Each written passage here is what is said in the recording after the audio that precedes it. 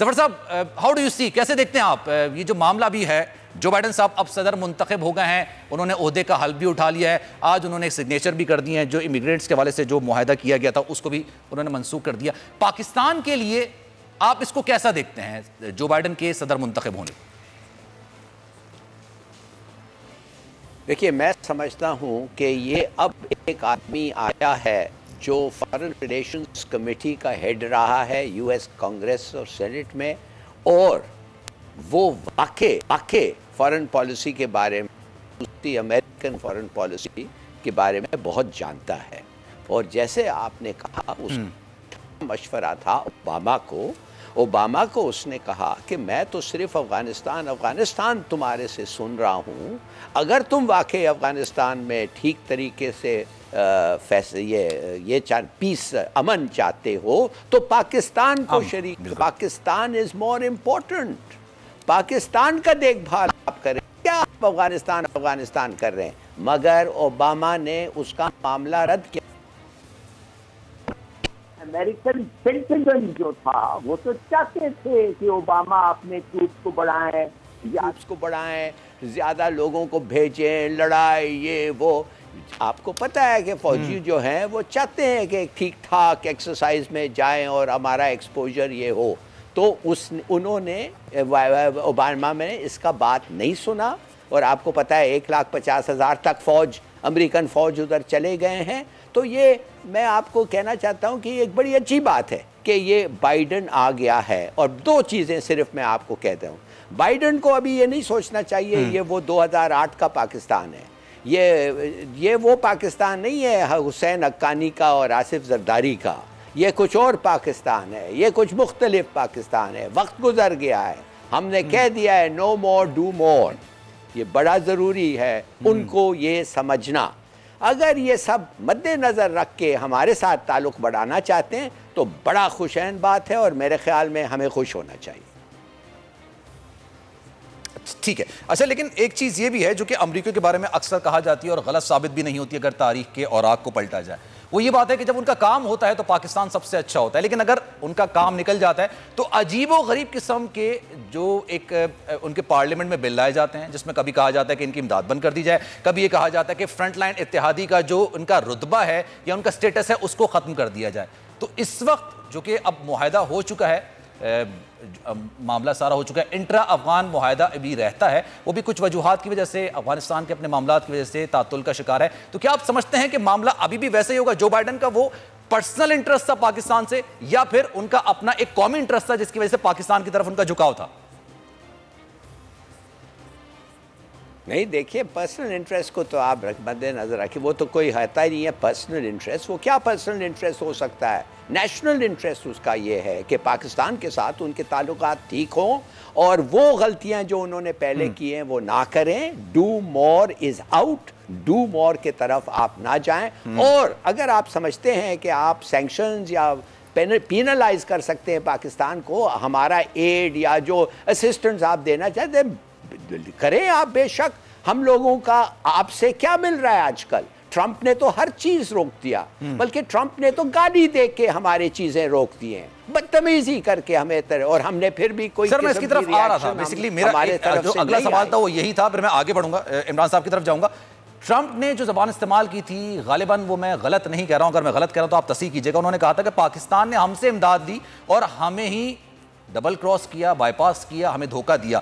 इस तरह के अल्फाज उन्होंने इस्तेमाल किए थे। आपको लगता है बाइडन भी आगे चल के इस तरह के अल्फाज इस्तेमाल करेंगे, या फिर वो उसी पॉलिसी को लेकर चलेंगे जो कि बराक ओबामा की थी? उन्होंने इंडिया में जाके पाकिस्तान की फेवर किया था, मैंने कई दफ़ा ये चीज़ पढ़ी भी है, उन्होंने, ओबामा ने जाके पाकिस्तान का फेवर किया था इंडिया में जाके, और एक बड़ी चीज़ होती है ये।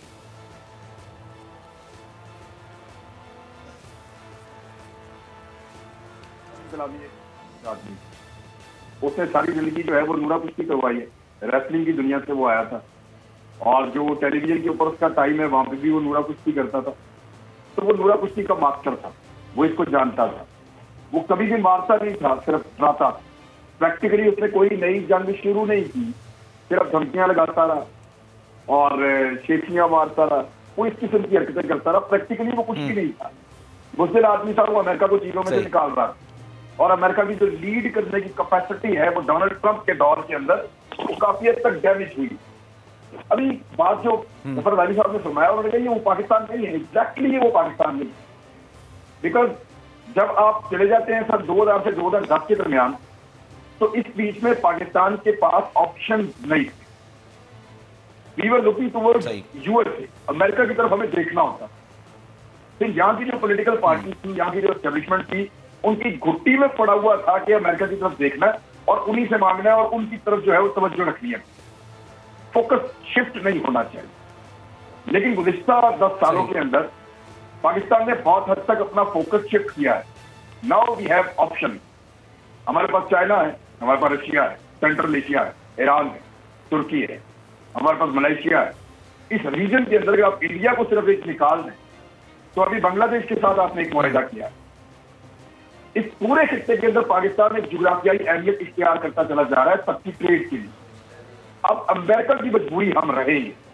नंबर 1 अफगानिस्तान की सूरत के लिए एक मुकम्मल इनखला के लिए पाकिस्तान को वहां पे रोल दिया जाएगा और पाकिस्तान को वो रोल मिलना भी चाहिए। नंबर 1 तो ये है। नंबर 2 मामला ये है कि पाकिस्तान जितना फैसिलिटेट करेगा इस खित्ते में, चीन उतनी जल्दी सुपर पावर बनेगा।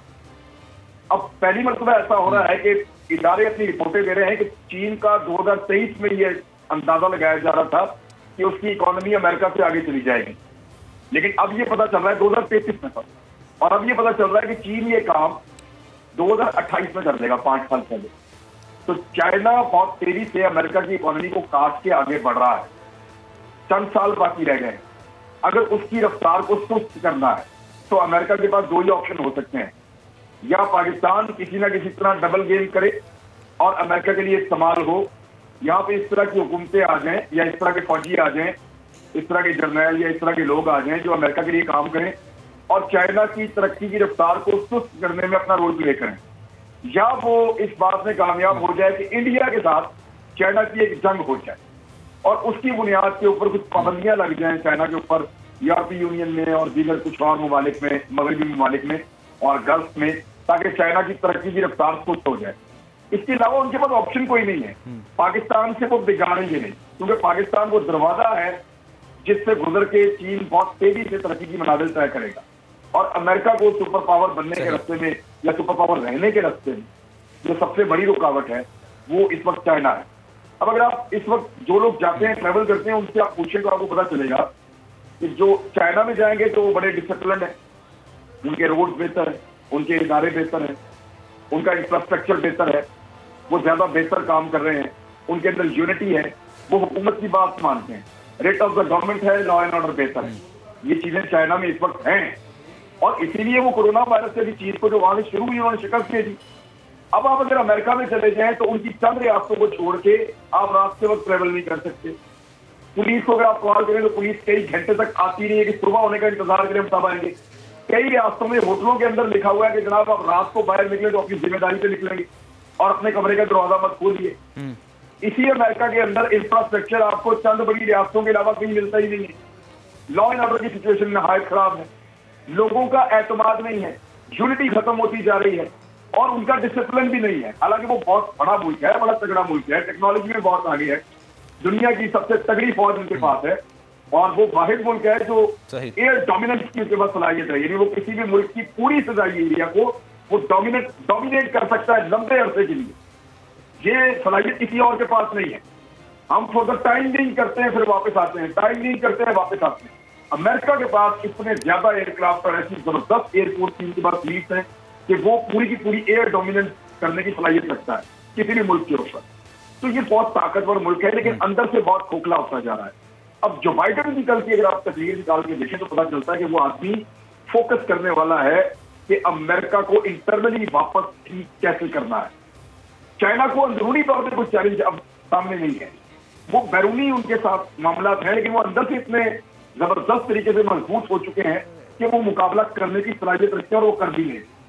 जो बाइडेन के लिए सबसे बड़ा और सबसे अहम मसला पाकिस्तान नहीं है, इंडिया नहीं है, उसके लिए सबसे बड़ा मसला इस वक्त अमेरिका है कि वो उसको वापस कैसे इकट्ठा करे। सब्सक्राइब करें और बेल दबाएं ताकि कोई खबर रह न जाए।